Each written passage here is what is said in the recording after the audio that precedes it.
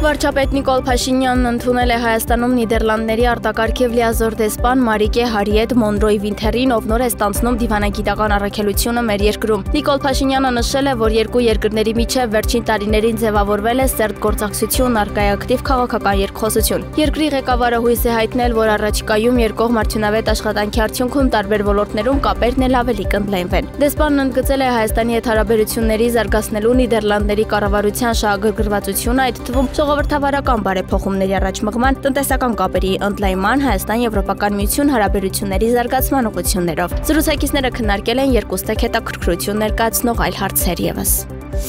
Նիկոլ Փաշինյանը շնորհավորել է Եվրոպական հանձնաժողովի նախագահ Ուրսուլա ֆոն դեր Լայենին Եվրահանձնաժողովի նոր կազմի ձևավորման առիթով։ Նիկոլ Փաշինյանը նշել է, որ Հայաստանի կառավարությունն ակնկալում է Եվրահանձնաժողովի հետ սերտ գործակցություն Հայաստան-Եվրամիություն գործընկերությունն ավելի բարձր մակարդակի հասցնելու համար։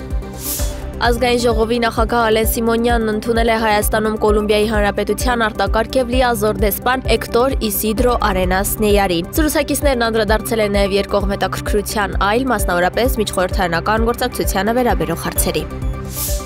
Հայաստանի արտաքին գործերի նախարար Արարատ Միրզոյանը X-ի իր միկրոբլոգում գրառում է կատարել Եվրամիության արտաքին գործերի և անվտանգության քաղաքականության բարձր ներկայացուցիչ Ժոզեփ Բորելի լիազորությունների ավարտի հետ կապված։ Միրզոյանը երախտագիտություն է հայտնել ընդհանուր արժեքների նվիրվածության և Հայաստան-Եվրամիություն գործընկերությունն ավելի ուժեղացնելու հանձնառության համար։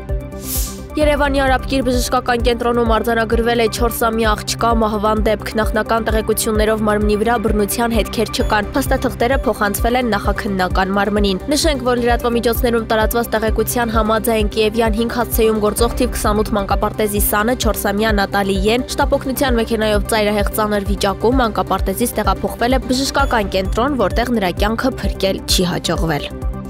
Երևանի բոլոր ավտոբուսներում և միկրոավտոբուսներում այսուհետ հնարավոր է վճարում կատարել Հայաստանի բանկերի կողմից թողարկված ֆիզիկական բանկային քարտերի միջոցով։ Այս մասին դեկտեմբերի 2-ին Երևանի քաղաքապետարանում կազմակերպված գործակարգավարական խորհրդակցության ընթացքում հայտնեց Երևանի քաղաքապետի տեղակալ Սուրեն Գրիգորյանը, անդրադառնալով միասնական տոմսային համակարգի նորամուծություններին։ Առողջապահության նախարարությունը հիշեցնում է, որ Երևանում գործում են շարժական պատվաստումային կետեր, յուրաքանչյուր աշխատանքային օր ժամը 12-ից մինչև 16-ը գրիպի և գրիպի հետևանքով առաջացած բարդությունների կանխարգելման ամենաարդյունավետ միջոցը պատվաստումն է։ Գրիպի դեմ պատվաստվելու համար կարող եք դիմել նաև առողջապահության առաջնային պահպանման օղակ, նշված է հաղորդագրության մեջ։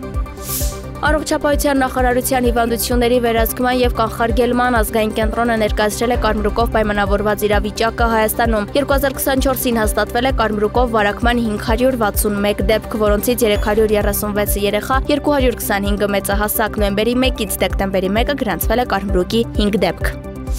Դեկտեմբերի 2-ին ժամ 8:40-ի դրությամբ Կապանի տարածաշրջանում և Մեղրիի լեռնանցքում թույլ ձյուն է տեղում։ Այս մասին հայտնում են ճանապարհային դեպարտամент հիմնադրամից։ Աշոտսքի, Սիսիանի, Գորիսի տարածաշրջանների ավտոճանապարհներին և Բերդ-Ճամբարակ ավտոճանապարհին տեղ-տեղ մերկասառույց է։ Տավուշի, Գորիսի և Մեղրիի տարածաշրջաններում մառախուղ է, տեսանելիությունը 20-ից 30 մետր։ Ստեփանցմինդա-Լարս ավտոճանապարհը փակ է բոլոր տեսակի տրանսպորտային միջոցների համար։ Ճանապարհաշինարարներն ավտոճանապարհներին իրականացնում են մաքրման և աղավազով մշակման աշխատանքներ։ Վարորդներին հորդորում ենք լինել ուշադիր, խստագույնս պահպանել ճանապարհային երթևեկության կանոնները և երթևեկել բացառապես ձմեռային անվադողերով։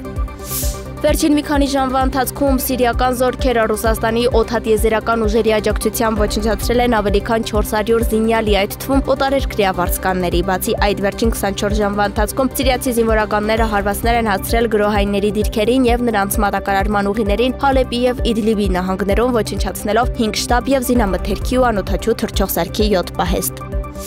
Գվինեայի մեծությամբ երկրորդ քաղաքում Նեզերե Կորեյում ֆուտբոլային հանդիպման ժամանակ երկրպագուների միջև բախումների հետևանքով զոհվել է 100 մարդ։ Ըստ տեղեկությունների միջադեպը հրահրվել է մրցավարի վիճելի որոշումների արդյունքում, որը կարմիր քարտ է ցույց տվել ապաթիմերից մեկի նկատմամբ 11 մետրանոց նշանակել։ Ինչից հետո երկրպագուները ծեծկրտուք են սկսել, ոստիկանները նրանց բաժանելու համար արցունքաբեր գազ են կիրառել։ Փորձելով փախչել ոստիկաններից, երկրպագուները շտապել են հեռանալ մարզադաշտից, իսկ ելքերի մոտ կուտակումներ են գոյացել։ Շատերը մահացել են շնչահեղձությունից կամ մարզադաշտի պատերից ընկնելուց, փորձելով դուրս գալ փողոց։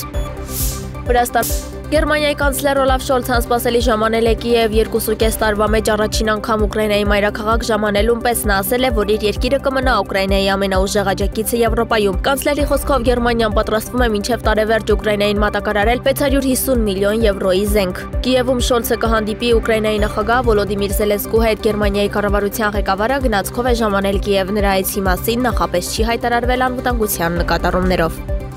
Հորափոթորիկը հարվածել է Հունաստանին, հորդառատանձրևներից առաջացել են ջրհեղեղներ և սողանքներ։ Լեմնոս կղզում 2 մարդ է մահացել, բնակիչների համար վտանգավոր է դարձել Կոնտիաս գյուղի ամբարտակը։ Աղետն ազդել է նաև Ռոդոս կղզու վրա, վնասվել են ճանապարհներ, ավերվել են կամուրջներ։ Երկուշաբթի դպրոցները փակ են, տեղի բնակիչներին հորդորել են փողոց դուրս չգալ։ Հարավային Էգեյան տարածաշրջանի նահանգապետն ասել է, որ Հորոդոսում 16 ժամ շարունակ չի դադարել անձրևը և տեղումների ծավալը կազմել է 300 մմ, ինչը համարժեք է հոկտեմբերի վերջին Իսպանիայի Վալենսիա նահանգում մահացու ջրհեղեղի ժամանակ կուտակված ջրի ծավալի 80%-ին։ Հորափոթորկից տուժել է նաև մայրցամաքային Հունաստանը, հաղորդվում է Սալոնիկում ավերածությունների մասին։